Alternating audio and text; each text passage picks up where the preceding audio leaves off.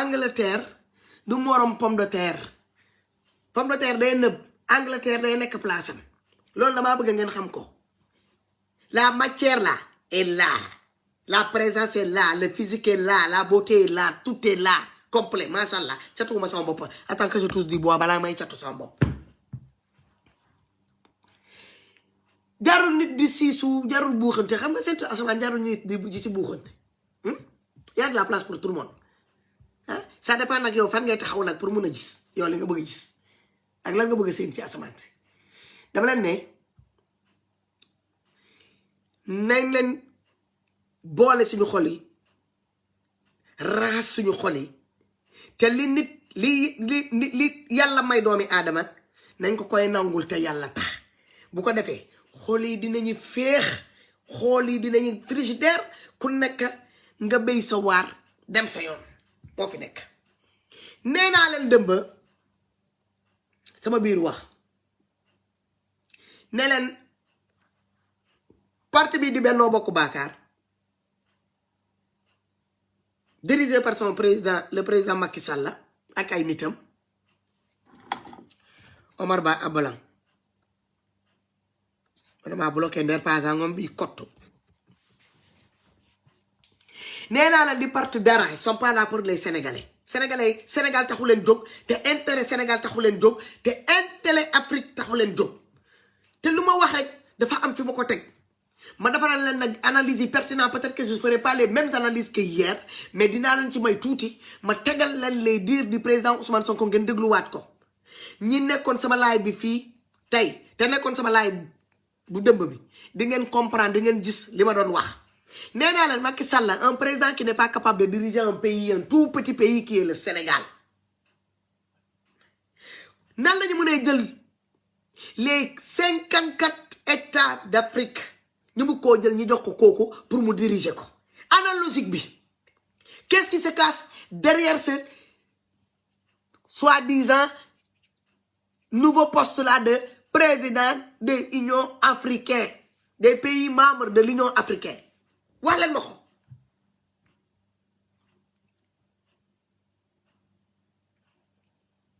partagez leen bu leen siisu plus vous partagez restriction page bi dinañ ko lever je vois que ça monte ça descend faut pas avoir peur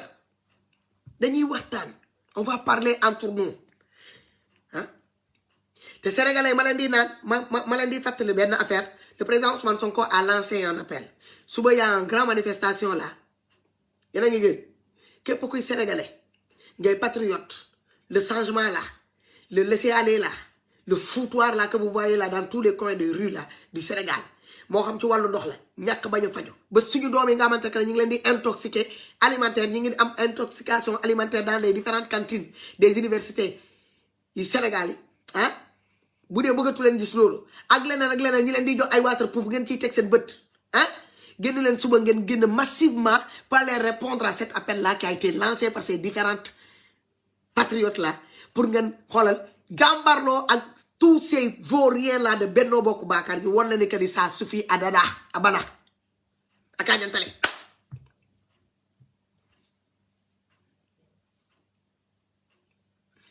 waaw Mamadou Lamine Mamadou Lam danga maa nopp man tamit dama laa nopp mais bàyyi ba ma pare sama live bi après comme ça ñu loovante ci suuf dégg nga ok pour le moment c'est l'heure du travail là est-ce que yéen a ngi comprendre li ma leen di wax génn leen massivement génn leen noo leen mun a génne noo leen gën a sakkanee rek suba wane seen bopp nee nañu génn mars jàmbarloo ak gars yi xool leen ci biir bët xam nga ku nekk yaa xam lu la métti parce que mars bi li ko tax a jóg xam ngeen ko mais ku ci nekk am na loo xamante ne que ne yow leer na ne que ne yow fi nga toog noonu am na lu lay métti yaa xam ku yow moomu di ma seetaan xam nga lu la métti keneen ki xam na lu ko métti keneen ki xam na lu ko métti ba ci man mii taal sama connexion am naa lu ma métti moo waral ma taal sama connexion yow mu may seetaan di ma partagé am nga lu la métti donc nañu sensibiliser suñu entourage yi na ñëpp jóg nañu booloo doon benn suba génn massivement foo tourner nga gis ay doomi aadama foo leen tourner ngeen gis ay doomi aadama disons non soyons unis encore c'est un appel qui a été fait par le président Ousmane Sonko ak ñu mu àndal la coalition yi mu àndal il faut pas ñu décevoir l'appel là sortez massivement surtout yéen les élèves là yéen les jeunes élèves là yéen mi ngeen xamante ne que yéen la ñuy intoxiqué seen ci dans les différentes cantines là yéen la ñuy dóor ay gaz lacrymogène yéen la ñuy tirer à balles réelles j'ai même des man j'hallucine quoi ci ban Sénégal lañ nekk s'il vous plaît partagez cette vidéo ci ban Sénégal lañ nekk quand je vois des policiers yoo xamante ne que dañuy regroupé wu mu am beneen policier boo xamante ne que day nëbbatu ci suuf di tirer à balles réelles pour rey rien que pour faire peur aux autres jeunes là qui manifestaient man damay naa ne que ban Sénégal lañ nekk. On va procéder immédiatement ci vidéo yi ma yore à ma possession ma won leen ko fii s'il vous plaît bu kenn woote ngeen may ma dawal vidéo bi parce que boo leen ma daggee duma leen mun a won li ma leen bëgg a won. appel bi le président Ousmane Sonko di leen woon lii moo tax xool leen image bi vous les jeunes là xool leen bu baax image bi ah xool leen ah xool leen gis ngeen lii xool leen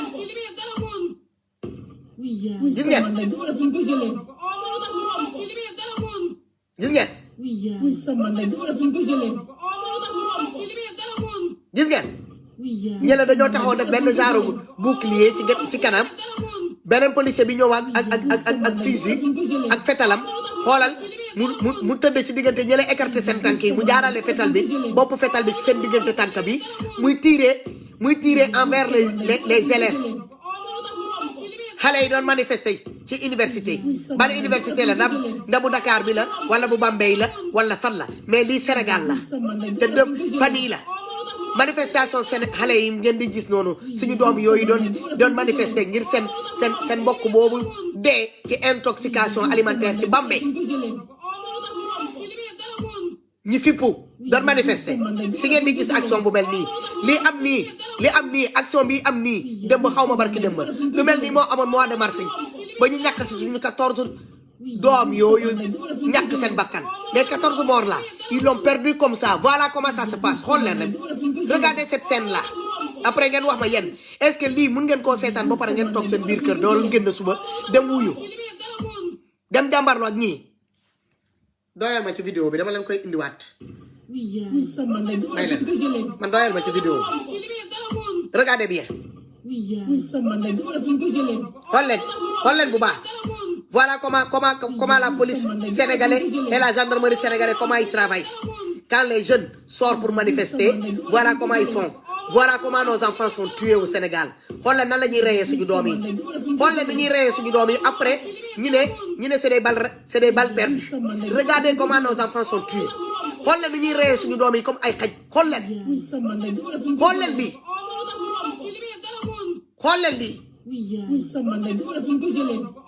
xool leen rek ay policiers yi taxaw def ay bouclier ci kanam ke la ñu indil ko fetal jox ko moom mu dugal bopp fetal bi ci diggante tànk ñeneen ñi mu tiire ba pare ndax rey na wala rey wala gaañ na wala gaañ mu jëlaat fetal bi joxaat ko keneen kooku dem ak fetal bi noonu lañ koy defee c'est les mêmes méthodes qu'ils ont utilisées au mois de mars moom la ñuy nekk encore di utiliser à chaque manifestation moom la ñuy def te bu subaa tamit boo leen génnee tamit ça se passera comme ça gannaayoo leen. Moi j'appelle à tous les Sénégalais de ce bu dee da ngeen di génn léegi pour dem ay manifestation moo xam yéen waa coalition Yewwi Askan Wi la ànd ak le président Ousmane Sonko bu yóbboo ngeen gannaayoo parce que vous avez intérêt vous avez face à vous des criminels. Vidéo bi laa leen bëgg a won parce que comme vous avez appelé à manifester demain mënuma leen bañ a won lii duma yor jaar vidéo bi ma ne duma ko won. Vous comprenez pourquoi je suis sorti dama ñëw rek mënoon naa toog xëppoo noonu rek ñoo toog reer seetaan tuuti télé dem tëddaat mais duma ko def parce que mënoo yore genre image yi mel nii te xaw ma nag ñi gis nañ ko wala gisuñu ko comme j'ai une page boo xamante ne que ne même bu doon il est restreint y a le minimum aussi de visibilité boo xamante ne que ne nit ñi dinañ ko mën a gis même si c'est 1000 personnes qui vont voir cette direct là ils verront ce qui va se passer comme ça ils vont alerter message la boo xamante ne que ne j'aimerais bien que vous fassiez attention président Ousmane Sonko bu yóbboo nga fagaru ñi nga àndal ngeen fagaru coalition boobu ngeen fagaru yéen les différentes kii nu mu tuddati mouvement yi moo xam frappe la yaana maar la ak gu mu munti demee étudiants yi ak ku mu munti doon ci biir Sénégal pour manifestation bu suba bi gannaayoo leen te ngeen préparé woo ngeen xam ni que ni léegi méthode bii la ñu commencé di utiliser ils l'ont fait plusieurs fois ana ñoom fallu ana ñeneen ak ñeneen ak ñeneen ils ont tué combien d'étudiants ils ont tué combien de Sénégalais 3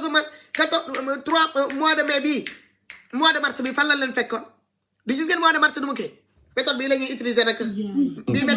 méthode la ñuy utiliser nii lañ ko daan defee nag léegi mi ngi nii ma won leen vidéo bi encore sorry xool leen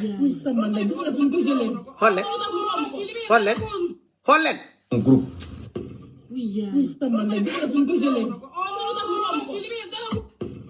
xool leen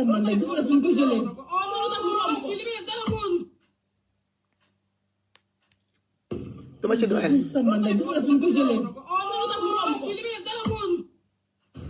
j'ai terminé par dañoo am on est face à des criminels qui sont prêts à tuer le maximum pour faire peur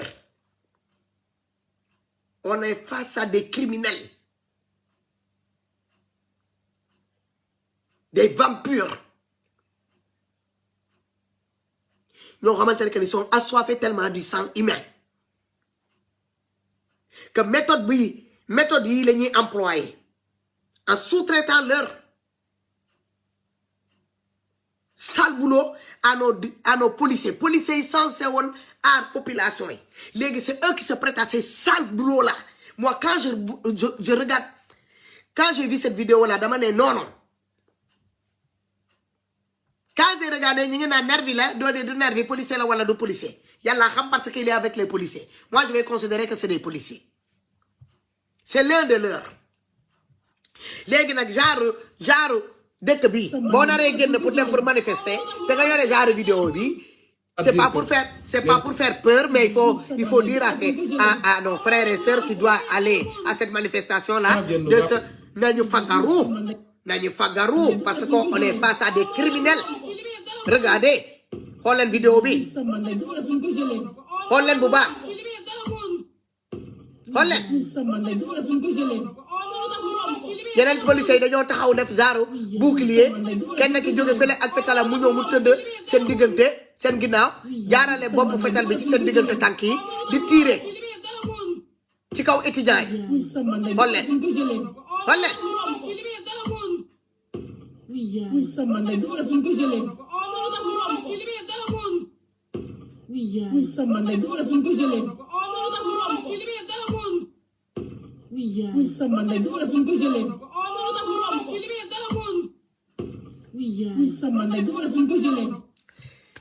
voilà le Sénégal là qui fait que ku mel ni man may génn di wax ku mel ni ñeneen ak ñeneen ak ñeneen ak ñeneen ñuy génn même bu ñu sonnee sa liggéey wàcc mun nañu ñëw ñu dalu mais duñ ko def on se met encore au service du peuple sénégalais on le fait gratuitement bénévole ay jihaad la bénévole lañ koy def bénévole de la bénévole lañ koy def sans regret sans arrière-pensée sans rien attendre au retour on veut seulement le changement moo waral ñiy sonn nii yëpp on se bat matin midi soir tu te lèves à 6 heures 7 heures tu es au taf tu travailles jusqu'à 21h30 tu es obligé nga ñëw sa kër xëppoo t'as même pas le temps de t'occuper de certains détails après tu te dis que y a beaucoup de choses que tu remets après mais rien que pour sénégalais jox leen ay information jéem leen gën leen aar parce que information bu ñu leen di jox c'est pas seulement qu'on fait dénoncer on dénonce en même temps dañ leen di prévenir que ni y a de ces gens mauvais ñi nekk seen biir da nga leen moytu ñi leen di woon day criminel pour ngeen xamee leen ngeen xool leen ngeen xamee leen ñi leen di woon ay nit yu bon léegi may laajte où sont les vieux là ana pas yooyu defoon seen délégation soloon seen koppati defoon seen délégation ñi sol seen gestionnaire rang ñëw di bëgg di signaloo l'opposition le pacte de non violence léegi ñoom vidéo bi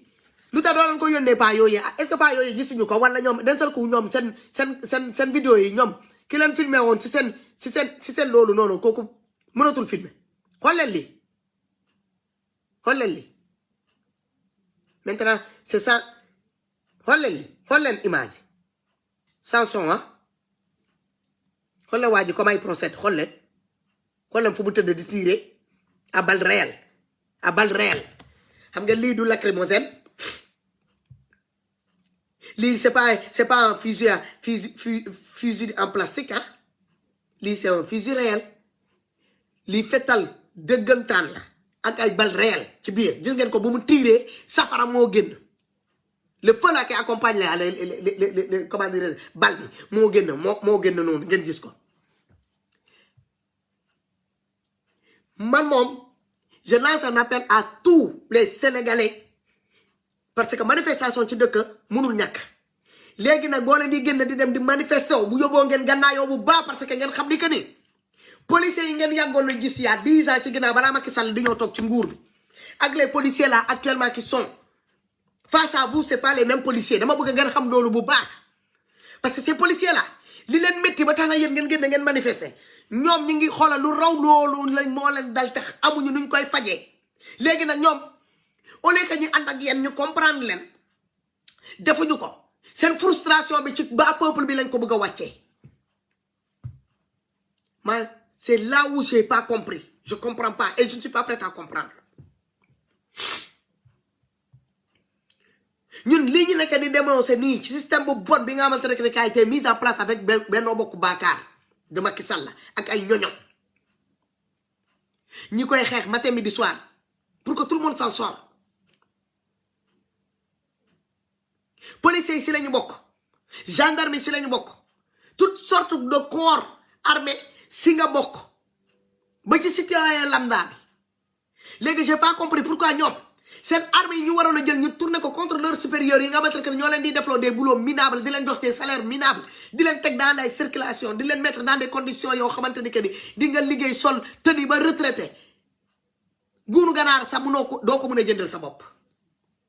ku ci am salaire 200 000 benn yoon la ci année bi prime de fin de l'année mooy tax nga laal 200 000 ñoom la ñuy joxaat encore même ordre bi ne leen dem leen ngeen rey yow non seulement yow ñu ngi la jël ñu sol loolu la tëddi ñu nga mérité woon salaire bu ëpp salaire député yooyu ñu jox suñu 1,3 million ci salaire jox leen benn 4x4 yi 50 millions may leen terrain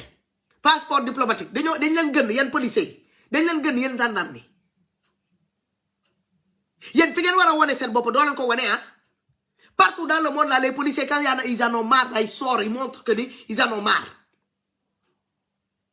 mais yeen doo leen ko def doo leen ko def ngeen tuddee seen bopp ay jàmbaar des góor yeen doo leen ay góor yeen vous êtes des criminels yi nag ñoo bëri seen biir te tous ces lots là des personnes là des policiers là ñi formé woon bouclier bi ak ñi nekkoon ci ginnaaw yëpp vous êtes des complices ki doon tiire noonu bu dee dafa rey même bu doon benn bakkan la jël yéen ñëpp da ngeen waroon a yéen yëpp dañ leen war a jël yéen ñëpp ñu dugal leen kaso parce que vous êtes tous complices seen kanam la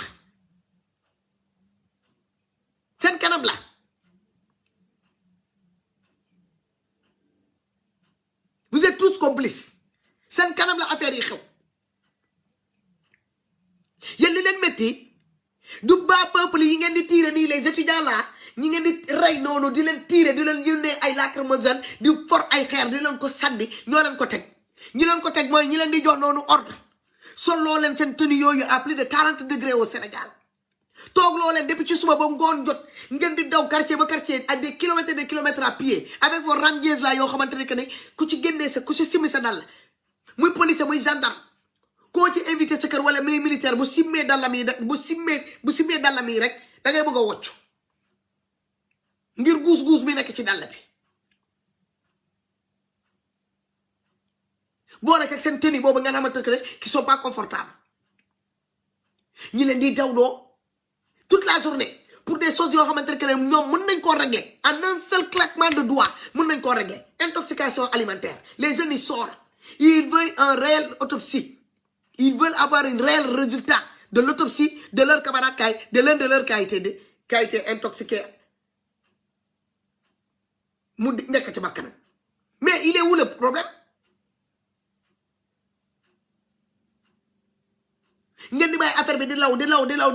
dégâts bi di dem Bambey la commencé léegi il est en train de contaminer partout yéen vous n'avez rien à faire à part prendre de l'arme des fusils à pompe avec des balles réelles ngay tirer yow boo xoolee cette image bi je veux que tu te regardes ici là xam naa ne da ngay seetaan sama live yi toi le minable la policier là toi le imbécile là qu'on a pris là pour te donner cette fusil là pour que tu tires à balles réelles yow mi nga xamante ne que yow la ñuy jox fusil bi yow laa bëgg nga xool fii sa bopp nga xammee sa bopp yow policier bi xoolal sa bopp fii di nga xammee sa bopp sama biir live di nga xammee sa bopp sama biir live yow lay waxal yow moomu doon tiire li nga tiire nii xaw ma na gaañ nga ci nit wala rey nga ci nit parce que dëggaguma ku dee mais bu dee am na yàlla bul gisati jàmm ci kaw suuf parce que lii dara jaru ko amul benn salaire bu ko jar amul benn métier bu ko jar ci kaw suuf benn métier jaru ko ñi lay pousse ngay dem rey ay bakkan ay doomi aadama benn métier ci kaw suuf laa la wax jaru ko surtout ñi nga waroon a aar nga leen di rey ñu pousse la pour nga dem nga rey leen. Je veux que tu te regardes ici là, toi le policier minable là, à qui on a donné l'ordre d'aller tirer à balles réelles sur les manifestants là, les étudiants là. C'est à toi que je m'adresse. C'est à toi que je m'adresse. Regarde-toi ici, minable. Regarde-toi ici, tu vas te reconnaître dans ma vidéo. Regarde-toi ici, espèce de minable là. Tu tires à balles réelles sur nos enfants, nos frères, nos neveux. Espèce de minable. Pour un salaire misérable. À 40 degrés. À l'ombre. T'as pas honte. Maudit sois-tu. Maudit sois-tu. Que Dieu te maudit. Fetal boobu nga jël loolu pointe ko si suñu doom yàlla na ko yàlla pointe si sa kaw pointe ko si sa askan parce que yéen da ngeen sonal sénégalais yi li ngeen di def nii c'est pas obéir à l'ordre. Vous êtes des criminels. Regarde-moi ça. Doomaraam bi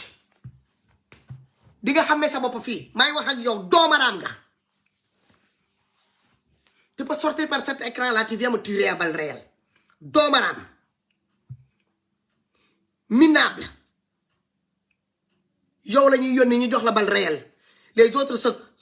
ils sont là constitués de boucliers. Yow nga dugg nga tëdd ci suuf comme un minable tëdd ci suuf à plat ventre. Nga jël sa arme bi dugg jaarale ko ci diggante ñaari tànk yi. Ci tànk yooyu nga jaarale sa arme bi nga waroon a juum sax nga xoolal nga mitrailler borom xuur boobu nga xamante ne moo ŋaayi tànk bi nga jaarale foofu sa bopp fusil bi nga waroon a ñoral ay bagages yi nekk ci diggante ñaari tànk bi parce que yéen lu leen nit wax rek dafa am lu mu desal. Man toog naa fii man laay jël di leen défendre yéen policiers yi di défendre militaires yi di défendre gendarmes yi di leen défendre ngir humiliation yi ba ci douaniers yi. Ñu leen di humilier te amu leen salaire amu leen dara ma défendre leen contre les différents députés là de la majorité yi nga xamante ne ils sont là di laal 1,3 million de salaire ñu may leen kat de 50 millions CFA yëkkati suñu terrain Sénégal di leen ko jox yëkkati passeport diplomatique jox leen ko te pourtant yéen la ñuy jël ñu leen di sandi ci ay différents checkpoints den des différentes frontières yéen la ñuy yónni ngeen dem partout dans le monde fu xeex am ñu yóbbu leen pourtant Sénégal bu sul am xeex. Léegi boo leen demee ba amatuñu fu ñu leen di yóbbu dans le monde ñu jëlaat leen au lieu que ñu xool leneen lu ñuy def util leen yeneen occupation former leen ci yeneen métier comme beaucoup de policiers ici en Europe comment ils font beaucoup de bases militaires ici là il y a beaucoup de choses que les gens portent moo xam dal la mooy affaire yooyu il y a beaucoup de ateliers de confection ici là dans les différents camps de policiers ou gendarmes ou autre chose dañuy jàng métier c'est pas seulement pour aller tirer et revenir ou bien attendre qu'il y a une manifestation pour sortir wala sàcc moo am ñi nga génn en dehors de loolu dañuy am yeneen métier yoo xamante ne que duñ koy wax ils ont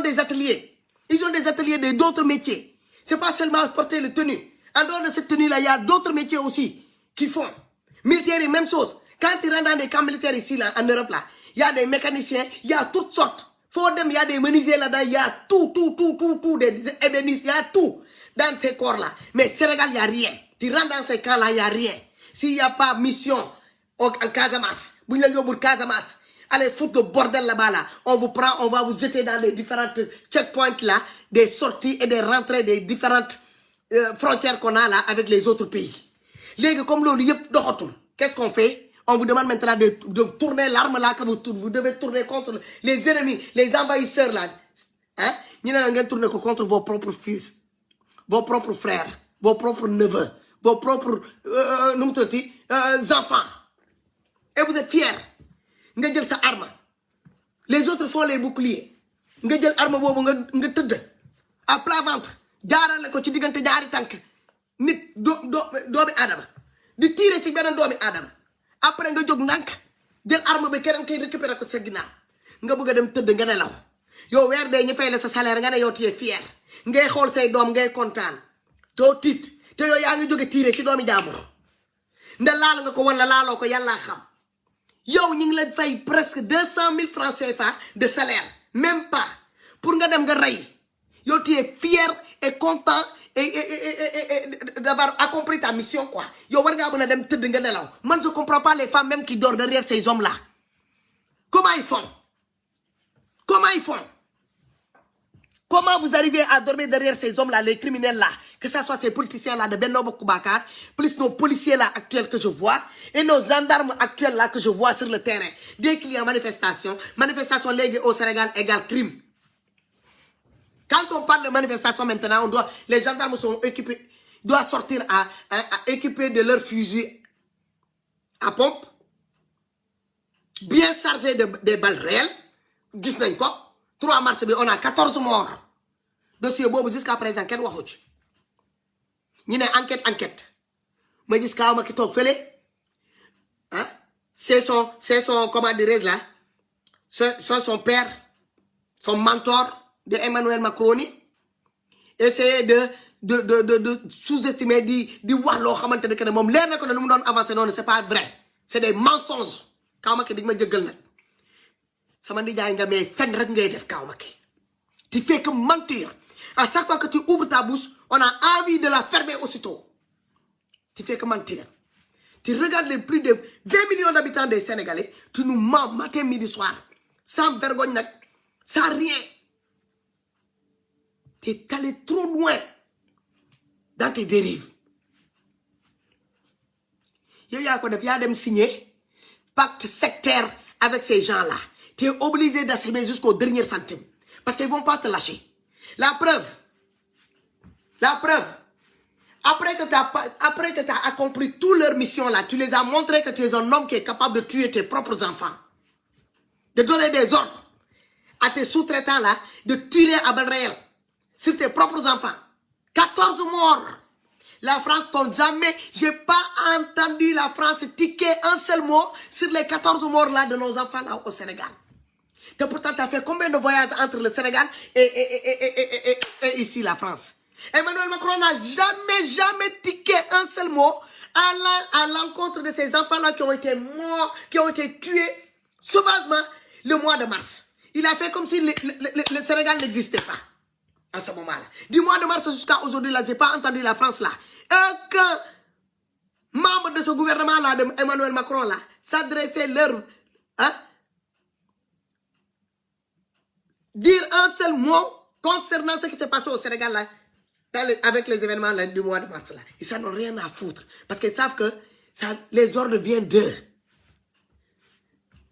Et qu'ils ont quelqu'un, un poltron au niveau de notre palais présidentiel qui est là que pour exécuter cet ordre-là. Le préfet là. Monsieur le préfet, moi je ne vais plus jamais t'appeler le président Macky Sall là. Tu es un préfet. Le préfet Kawmaki. Voilà. Le préfet, le sous-préfet Kawmaki. Tu es un sous-préfet même. Parce que les préfets, c'est eux qui sont au consulat là. Voilà. C'est les préfets ici là, français là. C'est eux qui sont détachés, qui sont nommés des différents ambassadeurs là, dans les différentes consulat qu'on a dans les différents pays là. Hein? Maintenant, toi, tu es le sous-préfet.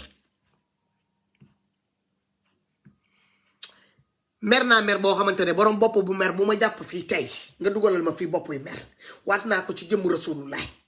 Vidéo bii ma gis nii waa ji jël police bi jël fetal bi di ko jaarale ci diggante ñaari tànk yeneen ma xaritam yi ñu defar bouclier di tirer ci suñu kaw doom yi ah ci manifestation bi am dëmb ak barki dëmb xale yi di réclamer justice pour seen mbokk boobu seen xarit boobu nga xamante ne dañ ko empoisonné ci lekk ci cantine Bambey bi ku ma fi dugalal bopp bu xonq bi su ma la jàppee tey dootoo doyati ba ma dugg sa page ma xam ne que ne yow yaay diw dootoo doyati